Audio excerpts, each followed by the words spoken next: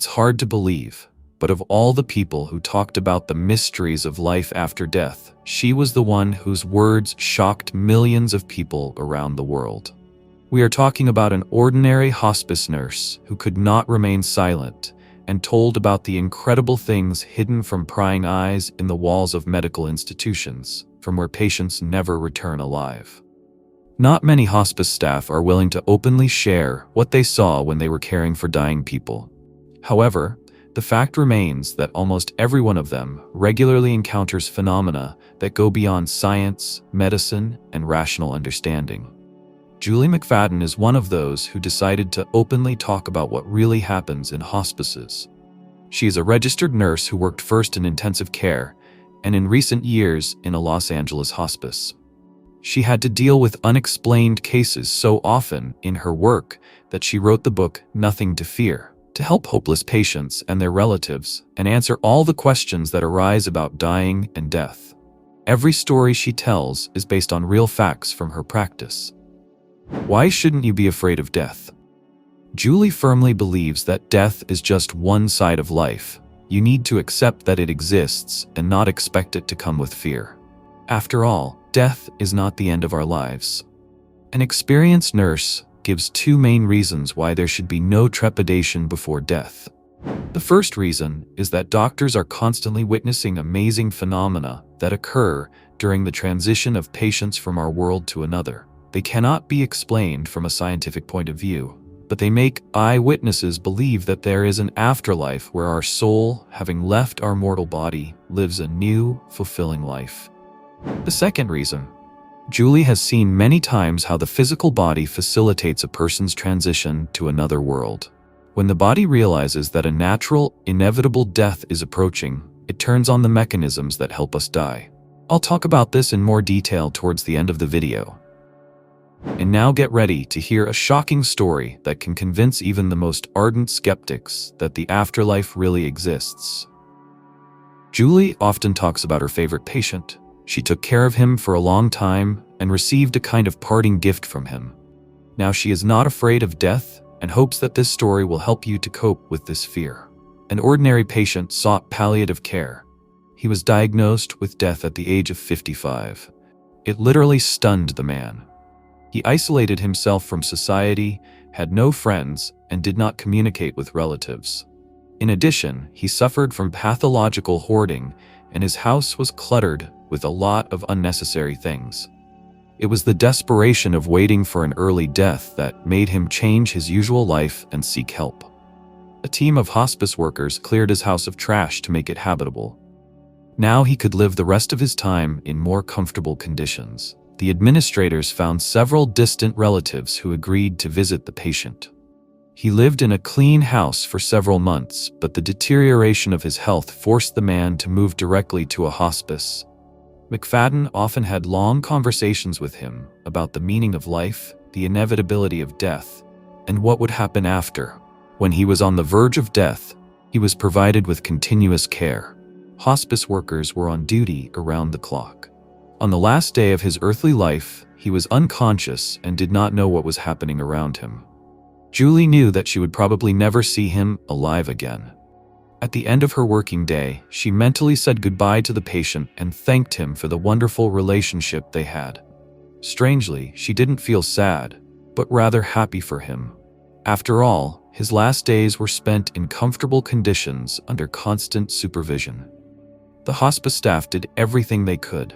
Julie was already in the car getting ready to go home, and suddenly her soul was overwhelmed by a wave of joy and freedom, and in the nurse's head, the agitated voice of her beloved patient sounded, "Oh my God, Julie, if only I knew how good it is here." There were many difficulties in his life, but at this moment, he was completely free and happy. Julie was crying in her car, still in the parking lot, when she received a message from the nurse who replaced her at the post. Even before reading the text, Julie knew that the man had died. The nurse couldn't believe that all this had really happened. She hadn't told anyone about it for years. She didn't know then that what had happened was called a shared death experience. It's when someone shows you what it means to die. And this experience was peaceful and joyful. It remained in her memory forever, and saved Julie from the fear of death. To bring this truth to a large number of people, McFadden began making videos, launched her website, and released a book. It provides answers to many important questions. How does death happen? What does a person see in the last days and hours before leaving for another world? What kind of help can people get in a hospice? How to deal with grief and despair. Near-death visions. Many people worry that they will never see their deceased loved ones again. But Julie thinks it's not worth being afraid of. They will be waiting for you at death's door, never to part again. Often, before leaving, people see dead relatives, friends, loved ones, even pets. This phenomenon is called near-death visions, and they can often be observed in hospice patients. Nurse McFadden was present at this on several occasions and often talks about her own observations or retells the stories of colleagues. Here are some of them. The Spanish-American woman was admitted to a hospice at the age of 94. She often had conversations in Spanish with her deceased relatives, her mother, sister, and cousins. After a minute's pause, she would start speaking English to her children, who were next to her. She was very happy that she was so well received here and was eagerly awaited there. A few days before her death, another patient told her that glowing creatures were approaching her. And the day before her death, she saw them taking on the features of her dead parents. They warned her that they would come for her the next day, never to be separated again. Sometimes the visions happen in the presence of staff. Julie remembers how one of the patients surprised her. She had a temporary improvement. She was sitting in an armchair and talking about her life. Suddenly she looked at the door and asked, "Jim, what are you doing here?" Then the woman fell silent, as if listening to the answer. A little later, she explained that her late husband had visited her. And after that, she continued the interrupted story from where she left off.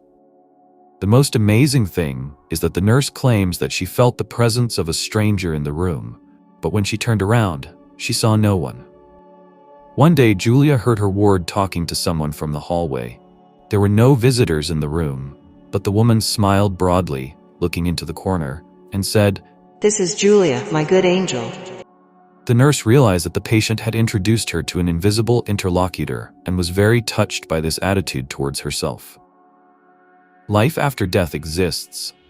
Julie, who has seen hundreds of deaths, is sure of it. Scientists don't know why this happens. Some people call it the result of taking medications or try to explain what is happening with other theories. Julia doesn't claim that her stories are true. She just wants to convey to her viewers and readers that this is really happening, and this is absolutely normal. Hospice workers face death on a daily basis and are well aware of the difference between delusions, hallucinations, and visions. Visions always bring comfort. They often occur when a person is lucid. People tend to talk in detail about what they see. Do you want to know what the afterlife looks like before the eyes of dying people? An elderly woman said she saw angels all the time. They come in different guises, but they always bring comfort. For example, at night, a little girl sat next to her bed and stroked her hair. The patient did not take any medications that could cause hallucinations. Another patient claimed to hear beautiful music. After that, she closed her eyes and just fell asleep. A few minutes later, the instruments showed that the woman had died. A man who was a successful artist talked about the beautiful landscapes that open up to the inner eye shortly before his death. He found it difficult to describe them because there are simply no suitable words for such beauty in our language. People who are on the verge of death realize that their communication with the other world looks strange and try to explain to others what is happening to them.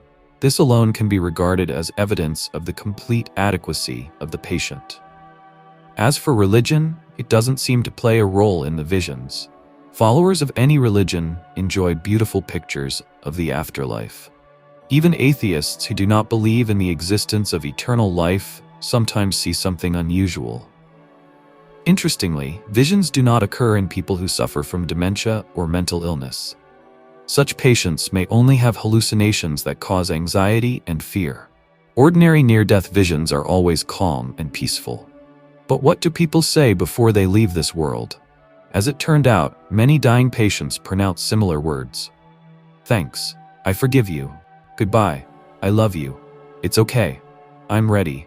Please forgive me. Doctors hear them all the time. However, if you think that death looks like a scene from a movie, then you are mistaken. When a person is close to death, it is difficult for him to say anything. Therefore, if he says anything, it is very quietly and briefly. Most people die in silence, without saying a word. Does a dying person realize that he is uttering his last words? Most likely, yes. Julie shares her story. One guy was lying in bed and looked like he was very close to death.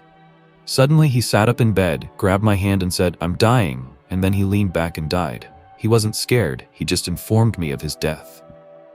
What signs indicate that the end of life is near? Hospice medical staff perceive patients' visions as a signal of imminent death, but this is not the only sign. There is terminal enlightenment. This is what doctors call an unexpected return of consciousness, mental clarity, and memory shortly before death. This phenomenon is observed in about a third of patients. A person suddenly feels a surge of energy, becomes more active, talks, jokes, feels hungry. This period, as a rule, lasts no more than a day, after which there's a sharp deterioration and death. There are two more signs that inform hospice workers that the moment of leaving is approaching. They can appear separately, but most often they come at the same time.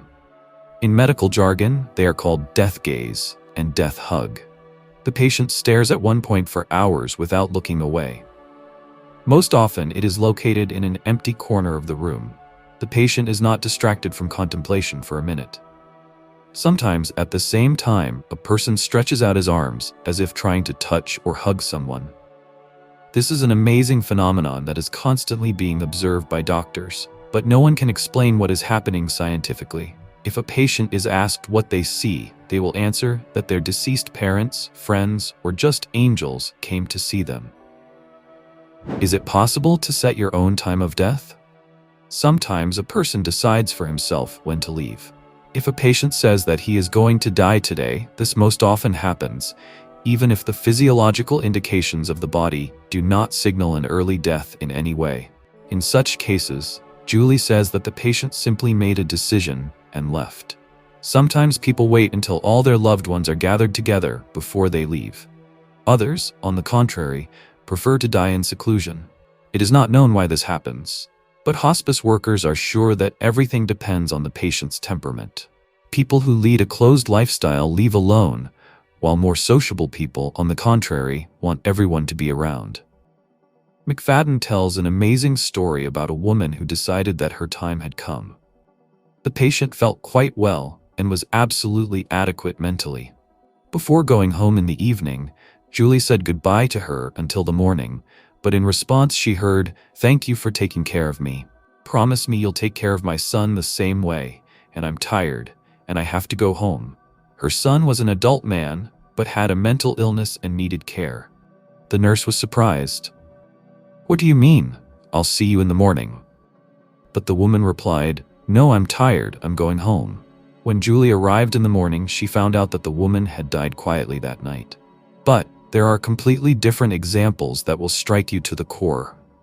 One of the amazing cases that we know thanks to Julie suggests that the afterlife exists, and sometimes we can see its messengers. She was late at work because her patient was dying. She couldn't be left alone. The patient was unconscious. The nurse was trying to make the woman as comfortable as possible when she suddenly felt that something had changed in the room. Looking back, Julie saw a huge figure. Most of all, the figure resembled a church statue and certainly did not look like angels, as they are usually depicted. The creature was big and strong. McFadden felt that she had witnessed a real miracle. The nurse thought it was a guardian angel who had come to escort his ward to the afterlife. She quietly left the room, leaving the two of them alone. Then the nurse was forced to go home after all, and the daughter who arrived stayed with the dying woman. Julie was waiting for a message about the patient's death, but it never arrived. When she arrived at the hospice in the morning, the first thing she did was go to that room. Imagine her surprise when she saw that the woman who was supposed to die yesterday was having breakfast with an appetite, sitting in bed today. Only then did Julie realize that the angel had come not to take her soul, but to prolong her earthly existence. The patient lived for another 3 months and then quietly left without suffering. Act of dying. The human body was created not only for life but also for the inevitable demise. It helps us at the end of our lives. For example, the level of calcium in the blood increases. Because of this, a person begins to sleep more. People often say that they dream of dying in their sleep. Well, it could happen. Let's look at the last phase of life, which hospice doctors call active dying. Julie McFadden believes that understanding these processes will help patients come to terms with their inevitable passing and make it easier for patients' loved ones to accept death. Active dying is the last stage of life in which a person dies naturally. A few hours or days before death, the patient usually remains unconscious. He doesn't eat or drink, and his breathing becomes altered. His eyes and mouth can be open, he can make a death rattle. The skin turns pale, sometimes there is tremor of the limbs and sudden fluctuations in body temperature. At this point, a person is usually unaware of what is happening, does not talk, and does not respond to external stimuli. It's like he's falling into a deep sleep. This is a natural process, and it is not caused by medications. The body needs fluids and nutrients to survive, but at the end of life, the body no longer needs them. Carbohydrate starvation of cells begins, which releases endorphin hormones, which are a natural painkiller, and it becomes easier for a person. The pain recedes, and this happens naturally, without the intervention of medical professionals. Julie notes that it's amazing and comforting to watch it every day. Usually, patients at death's door do not feel hungry or thirsty. The less they are bothered, the more comfortable they feel. If they ask for food and water, of course, you need to give them what they need, especially if they still retain the swallowing reflex. If someone decides to put an IV in a dying person to inject nutrients into the body or give him a lot of fluids, this will not only accelerate his death, but also make it more severe. The liquid will cause swelling of the legs and back. The heart will not be able to carry water or liquid food through the body, which will lead to a sudden and painful respiratory arrest. On the contrary, starvation and abstinence from fluids will allow for a peaceful demise, and this is an established medical fact. At the end of life, there is a slowdown in breathing, so the question often arises, does a person feel a lack of air? In fact, there are several types of near-death breathing, and they are all considered normal. For example, I'll tell you about the most common types. Kussmaul's breathing is even, with a noisy deep breath and a strong exhalation. When inhaling, the patient opens his mouth and, as it were, tries to capture the air. Sometimes there is a long delay in breathing. Agonal breathing, weak, rare, and short breaths and rapid exhalations. Sometimes you can see how a fish, pulled out of the water, makes the same movements with its mouth. People who take such breaths are unconscious because the oxygen level in the body is very low at that moment. The brain also does not work at full capacity, so a person does not experience discomfort and does not feel a lack of oxygen. It is a natural part of the process of death and dying. Specialists working in hospices are trained to assess the condition of patients. They can easily distinguish which patients feel comfortable even when they are unconscious, and who needs help to remove unpleasant symptoms. To conclude our story, I will quote an excerpt from Julie McFadden's book, Nothing to Fear. I hope that my observations will help people to be less afraid of death. The longer I work in a hospice, the less I fear the end of my mortal existence. I saw with my own eyes various supernatural things that happened at the moment of a person's death. It gives me hope that beyond the last line there is a wonderful world where I will meet again with those I loved. Dear friends, write in the comments, what do you think about all this? How do you feel about Julie McFadden's activities? Do you consider it important? If you liked my video, please like it, and don't forget to subscribe to the channel. This is the best motivation for me to keep making interesting videos. Thank you, and see you soon.